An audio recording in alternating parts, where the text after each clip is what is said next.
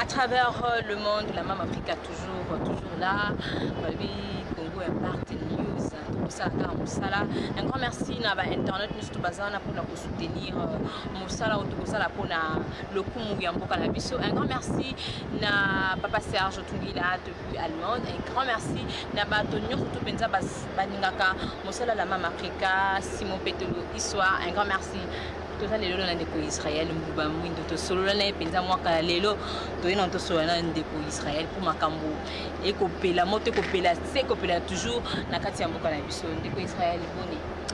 Malamu Nzambe, pour tous en Abomoui, mais en même temps, pas si Ezali pour Essengoué. Depuis le 25 dimanche, tout ça là qui marche pacifique, Oyo Balaï qui m'a convoqué. On a le régime actuel stop, on en a marre, trop c'est trop.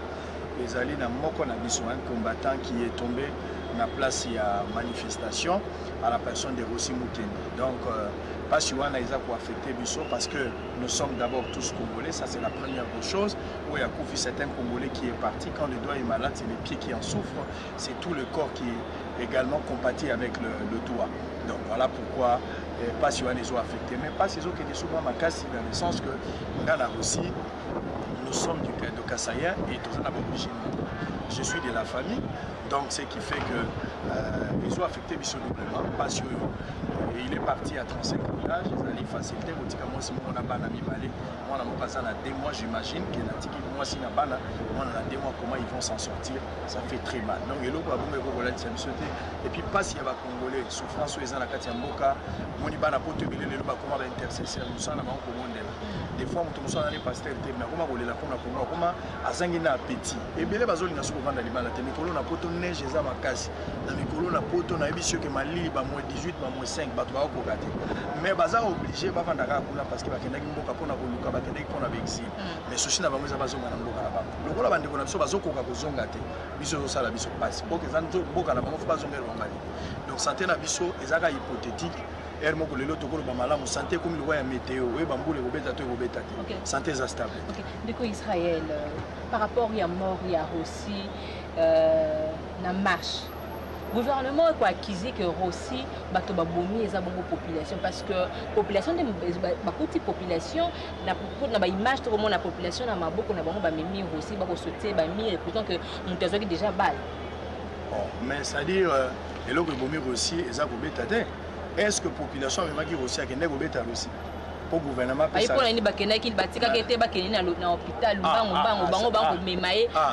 c'est-à-dire il faut d'abord que vous Massassi et puis vous soins là. Et alors on a encore le hôpital. Ça c'est de l'arrogance, ça c'est du gangstérisme. Et puis le quoi les a raté toi dans le 21e siècle et puis surtout toi République démocratique du Congo. Je l'ai toujours signifié. Bambo que belé tous en amont qui les a la République française, la République du Congo. Bissot est le seul pays au monde des alliés République démocratique du Congo. On suppose que par la démocratie, il fallait à la noyau. Donc, aussi, c'est clair, qui n'a qu'à marche. Population a qui pour encadrer. Dès qu'il y a une population à Goudouma, et si on a des élèves à mettre en avant, les élèves soutiennent toujours la vision du maître. Il a été un modèle. Rossi n'est pas quelqu'un pour ignorer les lots. Un assistant à révérend Kim. Rossi, auteur, il y a plusieurs ouvrages.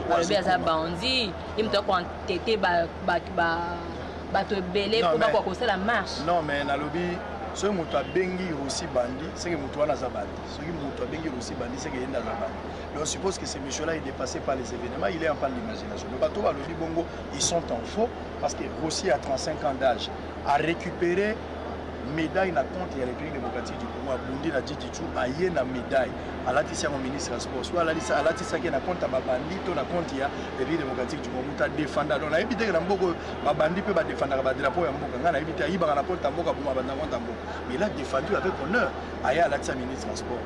Rossi wana il a été à plusieurs fois un sapeur pompier place Mobulo ezali ko ebisa bato ko sala bote ko ça c'est un homme de paix il quitte la paix nyonso bazola tsayo wana omonika so moto akufi baso na on a du mal à retourner à Rossi, qu'est-ce qui s'est passé? On a du mal à comprendre ce que lui il ressent là où il est. Donc, tout cracher sur le mémoire, c'est un digne fils où il a accueilli et ça vous ça la passe dans le thème.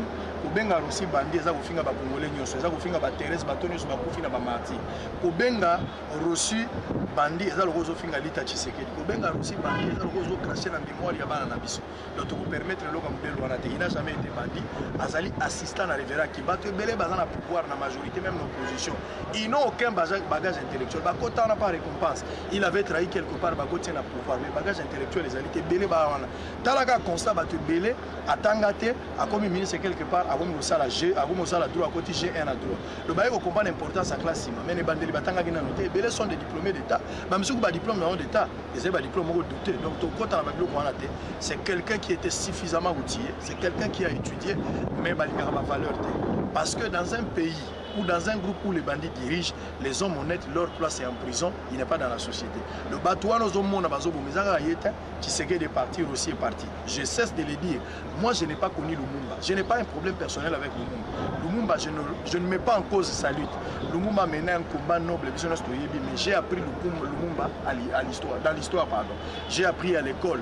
J'ai étudié Lumumba dans la nostalgie. Il fut un jour, il y a eu tout ça. Mais dans notre génération, j'ai vu Rossi. J'ai vu Tshisekedi depuis je vis Rossi. Donc Rossi, c'est quelqu'un qui a incarné des valeurs. Il est dans le même combat que nous. Moutako Finga combat à Rossi, c'est l'ennemi du Congolais. Mais celui qui aime le Congo soutiendra la valeur qu'a défendu ces messieurs. Comme il est dû toujours dire que le peuple finira toujours par gagner. Okay. Et il gagnera toujours. Le peuple finira toujours par gagner.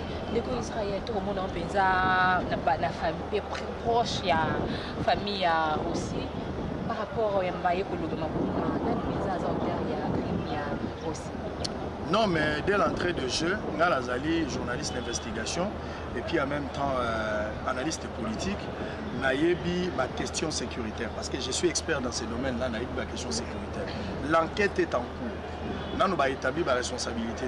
Même par rapport à ce que la police a identifié, un policier, soi-disant que c'est lui qui aurait tué ces Russes, pour l'enquête est en cours. La police a fait ses enquêtes, les organismes internationaux de droits de l'homme, les journalistes, pour rendre le public où il y a les moments opportuns. Mais pour le moment, je ne sais pas préciser il s'agit de qui et qui. Lié à crime Tango Salamaki, je suis passé quelques jours après. Selon les témoignages, mais moi, en tant qu'expert, en tant que journaliste professionnel, en tant qu'analyste politique et non honnête, je préfère garder silence par rapport à moi. Donnons le temps au temps, je pourrais fixer l'opinion.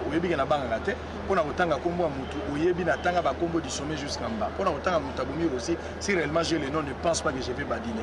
Donc, je ne me donne pas le luxe de citer les noms dont je n'ai pas de preuves. Je ne protège personne, mais je préfère arriver jusqu'au bout pour citer les noms. Est-ce que si je cite les noms, ça ramène aussi à la vie? Je ne pense pas. Moi, le grand calcul, quel était le combat de Rossi? Quel était le combat de Rossi? Comment nous pouvons pérenniser ces combats? Comment s'occuper de la femme et des enfants pour la suite du combat? Comment atteindre les buts? Il y a combat toujours. Il y a des questions qui permettent de so toute une de qu'on a pris au 4 ça les saute au 4 ça peut arrêter un gamme. Rossi est parti, tous en a combat de boxe, le combat continue. C'est la fin qui justifie les moyens.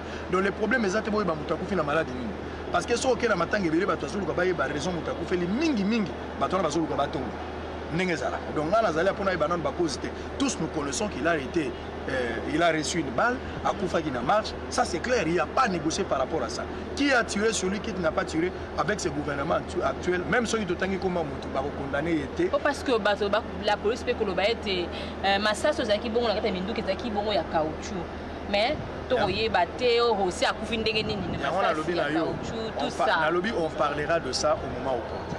Pour rendre véridique les procès et les déposés, il faut embaumer tant que j'ai accès au côté à l'accord, pour tout à l'accord, tu vois que ça verdict n'est pas aussi à Koufa qui va tourner sur la vie Koufa qui n'a balle. Vous voyez témoignage à Balouche, à Philippe, à camarade de Bazagina sur place. Vous voyez témoignage à famille, ça suffit. Bisous tout ça qui n'a pas crime territorial, vous savez l'expérience de recueillir, va donner à Batou pour la boîte de mais ce qui est vrai, Rossi n'est pas vivant. Le baba il s'avisait que Rossi a profité toujours pour ça. Voilà des bilans que Rossi s'appelle ça. Mais quand le baba fait dans l'issue, il a fait une balle à caoutchouc. C'est une vérité. Il est mort, on l'a tué. Vous comprenez? Tout ce qui est la place où les cris de les sangs de Rossi créera vengeance comme le père l'a dit. Bissot Tolobi ça créera la victoire. Donc tout ça pour pérenniser combat, tout condamné en honneur, tout pérenniser combat c'est un héros, un jeune héros qui nous a fortifier, réconforter par rapport à combat, il y a moins déjà important. Le reste là, ils ont la futilité. Bateau basolo kabaiba, nani abomina na bomite tout ça autour. Parce que ce gouvernement ici, même à tête au début, c'est nous avons qui vous citer la hauteur la boumana comme toi, même pas à couler au Baba. Nous avons comment vous dire no yebi, tu as nous avons marché bien na no yebi. Ceux qui le bico bois, le bico pour tes autres le bidon, ou on les a babilo pour pas bacher à l'ipate. Nous avons la saïsa et na kalu baba sala bacher na yebi ya ou à le bico et au dans la bacher. Rossi est mort, alors on a besoin qu'à profiter à Zana vivant, à Zana qui est dans la Chine, mais ceux qui ont besoin qu'à profiter de la justification, ça ne sert à rien. Pour les bébés, la game pour monter, bébé, pas aux hommes, à la Par rapport au programme, tout ce que vous avez dit là-bas, vous avez en contact direct avec la famille, comment je suis en contact, je suis dans la famille. Comment ça se passe? Je suis dans la famille, non. Nous sommes en train de nous concerter. Nous sommes en contact avec les papas, avec les oncles, avec les tatas. Moi aussi, nous sommes en train de discuter. Hier, j'étais là, aujourd'hui encore, on sera là. Réunion d'une manière restreinte. Biso to zaba kasaya, to zaba apprécier beaucoup de bébés. Nous avons fait et alors la longo lipso bo mengo na maboko. To zane sengo ki ne kuela ko kumbate. Donc to sala batanga tenenge bakino bazala ka bosoni batanga batapage, batu balati maputa, batu non biso kolela na biso ezali héros balela ka été mais ba célébraka combat ya héros. To ko célébrer combat ya Russie, to ko lobake nous allons soutenir ce combat jusqu'à la fin parce que tu nous as honoré. Donc programme na meyebani officiellement parce que photo ko ta accès ya corps, nan to jouer accès ya corps na maman monter, en bon moment ils ont que de gauche à droite, ils ont tiré les choses en long. Tozo bangande, nous autres naie et beba, so nous autres commis décomposé, et ça la biso passe. Gouvernement appelle sa biso accès wana parce que zali droit na biso famille to récupérer corps. To meka kota la biso pe ba camarade naie, biso bande kono to zane na lutte to koki, eza makoki na biso to kende kota la bana poto bazozela, to ambome ko to pe sa programme ndengeni bomse ke kota. Même ba programme to zonga na TV to kolobango, mais d'abord les na niveau ya famille to za ko réfléchir, ezo senga mbongo ebele, o il faut organiser. Gouvernement okunda rosite biso moko famille bato okunda ye tozali kobunda na ndenge tokongisa makoki na lisungi ya nzambe bana mboka mosusu baza kotinda de part et d'autre ezosalisa biso mpo ke tomeka koréfléchir matanga rosi bakopekisa moto alela te po matanga rosi eza matanga ya batutu motutu ayebika na mboka lela na yo déjà place ozali to batutu bazo Israël par rapport toujours ya makambo ya niveau ya ndeko aussi to komona gouvernement mpenza apesi mise en garde na la presse parce que bah publier bah image à Mowei en désordre bah photo analyse nos ça mais là on va intimidation mais là on va intimidation par Michael Jackson bah kufa bah publier ma photo tu sais que d'accord il te publier ma photo nous ça la mission journaliste c'est informer instruire et divertir bah pour ça biso pour informer te construire voilà la liberté fondamentale na biso bah pour là on va intimidation et là peut-être bah toi comprendre le côté bah ebi nous ça la bazo ça la tête nous allons informer jusqu'à dernière énergie naloba on a poto mutazo kufa yoki par exemple mutu kwa kufa na maladie te mundela zo banga tazo banga na maladie ya kufa ki balobia azobela tel mundela lo kaka na Kinshasa mutazo kufa André Kimbuta beli baloba malade André Kimbuta hote ezali outrage na André Kimbuta mais vous êtes malade ou vous comprenez les choses est-ce que dire que telle personne souffre de telle maladie ou bien les morts de telle circonstance c'est une enquête c'est une information est-ce que c'est un problème par rapport à ça et alors on intimidation te céder dans côté. Nous sommes en train de faire notre travail, informer, instruire et divertir. Nous allons réfléchir. Et la garantie fondamentale constitutionnelle de la liberté d'expression. Nous allons le est-ce que vous avez cette information que Russie a coupé pour rien à mourir? C'est outrage à chef de l'État et que c'est des aides. De Israël, par rapport à tout ça, étant que journaliste, analyste, patriote, comment on appelle ça pour que Kabila, topé président, gouvernement, tout quoi pour changer le gouvernement, il faut continuer dans la marche, tout fait ça va toujours battre. Mais marche est allée moyen de pression reconnu par la Constitution. Mais là, tout pression, mais tout comme on a battu. Lobby, bah ma caméra ça mais belé belé. Ils sont tous perdant des populations tout là. Yonne ngolamba kana ndako zolamba fufuna yo. Nano zikate.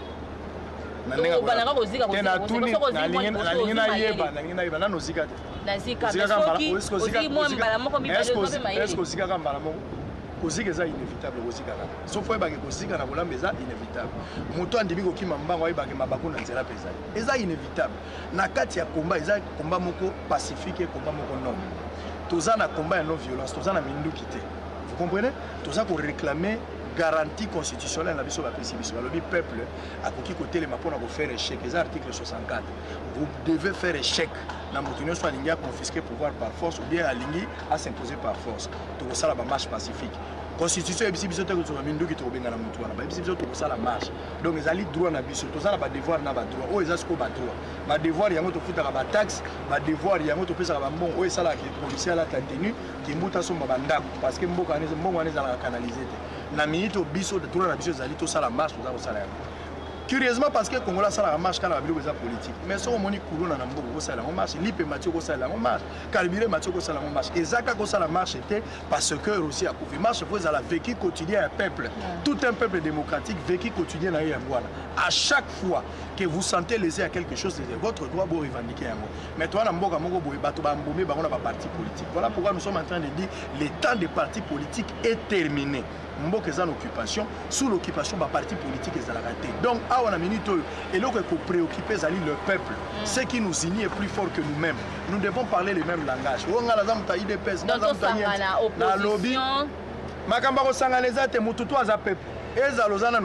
peuple. Réellement, si tu es peuple, tu as deux camps. L'homme ne servira pas de maître à la fois. Il aimera un et haïra l'autre. Soit tu es avec Dieu, soit tu es avec Satan.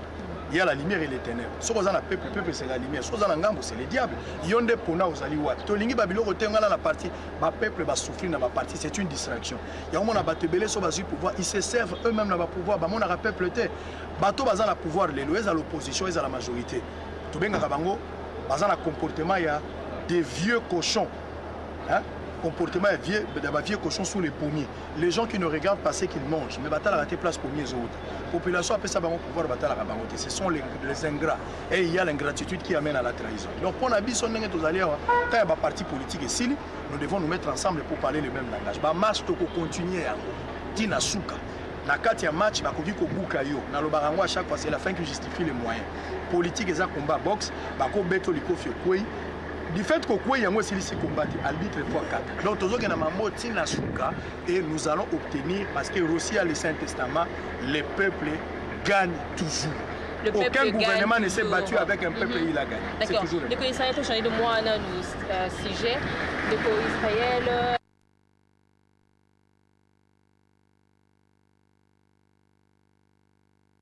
par rapport il y a nomination il y a actuel ministre il y a une sécurité Monsieur Mouva Sakane. Maintenant nakati ya gouvernement actuel ils ont un poste tout bien un poste clé ils ont un poste propre ya bango ba de gouvernement la pouvoir le rôle la poste ya ministère de l'intérieur kotika la corriger un jour on peut sa opposition le bas opposition comme la pouvoir mais tant que pouvoir en place dans la pouvoir en bas kotika la opposition ça il faut même pas imaginer ils ont un poste na bango ça le rôle ils ont un ministère affaires étrangères Ndeko Basile Goutaza place où on a petit le lazomana c'est parce qu'il est en train d'accompagner la vision et à pouvoir en place mais s'il n'était pas en accord avec Basile il y a qui opposition non mais voilà Basile va changer ndenge pour la lobaki ce n'est plus moi qui vis c'est Christ qui vit en moi pour la Basile ce n'est plus moi qui vis c'est Kabila qui vit en moi. Ils sont transformés les choses anciennes de l'opposition sont passées je suis devenu une nouvelle créative qui est la majorité ndeba verser bango bazo sala mikolo non on n'a rien à voir avec ça donc poste wana ezalango un non événement événement mon les aliwa aussi événement mon les ali toke na maponumité to lobi transition sa Kabila ndeba nouvelle yango est-ce que événement biso to kovanda pena to beta na minute za to beta na Mouva Sakane Bible lobi là où il y a deux ou trois qui sont réunis à mon nom je suis là au milieu de so to beti comme Mouva Sakane ya lokwa to so invoquer to beta lisona ida to beta masomo susu lisona ngala loba donc Israël scandale mon aussi ko ça mapenza na faculté ya droit na unikin moto penza za la charger ya ba moko ba ya ba on a chargé la documentation il y a une équipe na faculté à droit à balaki nzoka ko bimisa ba diplôme la moto atatanga na été attaque ndaka la cité ba bimiselier diplôme analyse ni ko ça na mboka monene boye ba mingi pe bakenda ka musu kela si mosusu akenda ka nete mazwaka na diplôme ne kasi yango na ndeto benga impunité na mboka oyo méritocratie eza la place te corruption des organisations. Donc, la société, la plupart des ministres, la plupart des députés, si vous avez ministre, député, il doit corrompre facilement pour récupérer diplôme mais ça na CV la science sans conscience une ruine de l'âme biso to yibi passe à classe tant que cursus normal to comme place to zali to zo lula te yana bisa mona verbe mwana maila banga te baba examen tasika na classe zoba nene mina eta zoba atange boye balaka atange classe deux fois malingi diplôme belé pour moto atanga yibi passe à classe il peut pas voir ses comportements là et ça comportement ma médiocrité et ça comportement ba jida moderne moni ba jida ya kalo bateka ka yesu on ba jida otobenga ba jida moderne ils ont les mêmes comportements balingi mbongo mingi bateau et babimisaka ba diplôme pour na opesa bateau mais bazo boma tout un peuple boma toute une jeunesse quand vous récupérez un ministre vous payez diplôme à l'Okuta ou bimisier docteur en droit par correspondance vous payez vos 26 places là il n'a aucune compétence il n'a aucune capacité intellectuelle probité morale et alité mais vous avez détruit tout un peuple vous avez détruit tout un peuple donc ces gens là les lois faut baraki pour détruire un peuple il faut qu'on a ma classe là-bas so lingo boma peuple moko privé bango éducation privé bango ba besoin primaire Nyokola enseignant na ye eza ba biloko ko affaiblir l'enseignement alors par rapport à Marambo ne surtout penza ndongo zo ko lukawana sort ya mboka na biso 10 ans 30 ans que sort ezali pouvoir refouler longa biso tous doit pouvoir pour rétablir l'ordre makambo aussi là mais à certaines conditions les honnêtes deviennent la tête du pays donc nous aurons les honnêtes la tête ya mboka donc nous aurons des hommes sérieux des hommes compétents les hommes loyaux les hommes transparents au monde makambo ebole mingi film pour ça pour na verbe na lobaka soko sali église sala cacho pour ba frère ateti faut ba kanga soko sali cimetière sala hôpital ba malade ba obligate faut ba kunda donc c'est normal sanction na mboka ezalité ba sanctionnera ba innocent mais les gens qui commettent des bévues ba sanctionnera to lundi ba information de ko Israël il faut l'homme sous ya ba machine à voter pour comme awa ali rokokende donc machine à voter biso na lobby biso tozo croire na élection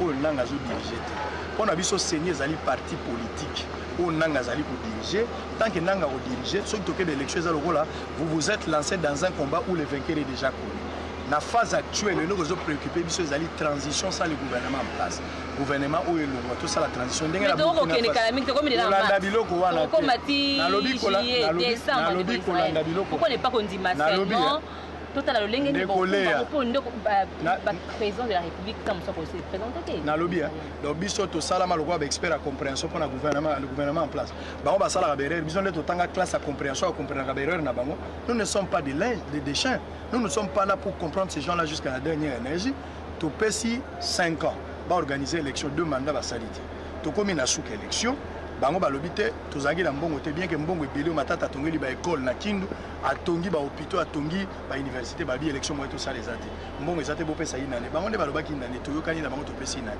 basali élection te une année basali élection te siko to saliti na souka élection salamité na minute ofuto salami faut pesa confiance na bato mususu même ata na classe soki yoko gite oza chef de classe bana bazo déranger ba ko changer ba pesa chance na moto mususu c'est comme ça que les choses se passent pourquoi ne pas donner la chance à une autre personne vous voulez toujours qu'on continue à donner la confiance à ces gens ils ont déjà échoué sur toute la ligne donc Togoki comme ça la banque confiance parce qu'ils ont échoué sur toute la ligne donc pour le moment la confiance peut être donnée à l'opposition qui n'a jamais travaillé la vraie opposition alors l'opposition bachiba la te oba immeuble na ye quoi ozomona moko moyibi bien mal akiba immeuble quoi tozolo ba opposition moyibi te oyo bato bazokota na kati olenga nko ya bongoli motema kolekana Pierre abongoli koleka motema kolekana Paul non namona mutu aboete le bango baza na verbe moko bana poto baza kolanda ngai ce n'est plus moi qui vis c'est Kabila qui vit avant ne ba verbe bana siko population pesa confiance na nani population opesa na biso bato tobimi na ba parti politique tobengi yango ba chambre froide ba mbomé bato na kati tobengi yango ba morgue biso bato bino na parti pour ta parti na IDPS te na za na IDPS te ta parti politique et sili pourquoi na bimi IDPS parce que na kati ba parti politique nde la majorité a réussi à nous diviser mais ok ceux qui toza la idéologie moko ba valeur démocratique to sali ba Paul il y a liberté, nous pouvons parler le même langage. Batin ba parti politique pour le moment tous en angoté. En face de nous, nous avons un gouvernement autolimité au Longola. Nous devons être unis. L'eau a inondé les barrières. Les canards doivent s'embrasser. Nous devons être ensemble, parler le même langage, faire partie le gouvernement. Après, tous les gens parti. Mais à l'heure actuelle, état d'urgence pour Nabiso, état d'urgence pardon, pour Nabiso, nous devons nous mettre ensemble pour faire partie les pouvoirs en place. Donc, un parti politique, ça ne nous sert à rien. Et ça accompagner un groupe des individus au pouvoir. Là, on le fera.